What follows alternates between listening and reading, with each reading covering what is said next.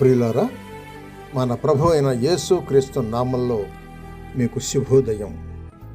ఆయనను గూర్చి అనుదిన ఆత్మీయ ఆహారం, జనవరి 17 శనివారం. నేటి మన ధ్యాన లేఖనం అపోస్తలుల కార్యములు 1వ అధ్యాయం 25వ వచనం.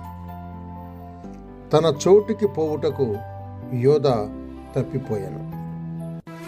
వ్యాఖ్యానాంశం తప్పిపోయిన యోధ.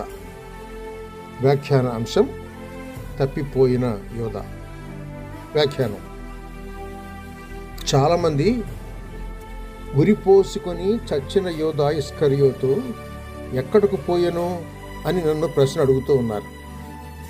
పై వచనంలో దానికి తేటగా జవాబు దొరుకుతోంది. యోధ చనిపోయి తన చోటికి వెళ్ళెను. అతని చోటేది? నాశనపాత్రుడు అని క్రీస్తే వానికి పేరు పెట్టాడు. యోహాను సువార్త 17వ అధ్యాయం 12వ వచనం చూడండి. నాశనపాత్రుడు అన్నవాడు ఎచ్చటికి వెళ్ళాలి? నాశనమునకే. కనుక ప్రశ్నకు ప్రత్యుత్తరం తేటగా ఉంది. మీలో అందరూ పవిత్రులు కారు అని క్రీస్తు యోధాను సూచించి పలికాడు. యోహాను సువార్త 13:11. అలాగైతే యోధ అపవిత్రుడు అని అర్థం. అతడు పక్క దొంగ అని యోహాను సువార్త 12వ అధ్యాయం 6వ వచనంలో వ్రాసిన వాక్యమును బట్టి తెలుసుకుంటున్నాం. పరిశుద్ధమైన చందా మీద చెయ్యి ఉంచువాడు యోధ. విశ్వసింపనివాడు అని క్రీస్తు యోహాను సువార్త 6వ అధ్యాయం 64వ వచనంలో కనపరిచాడు. కాబట్టి ఎటు చూచిన యోధ ఇస్కరియోతు నశించెను అని తేటగా తెలుస్తోంది.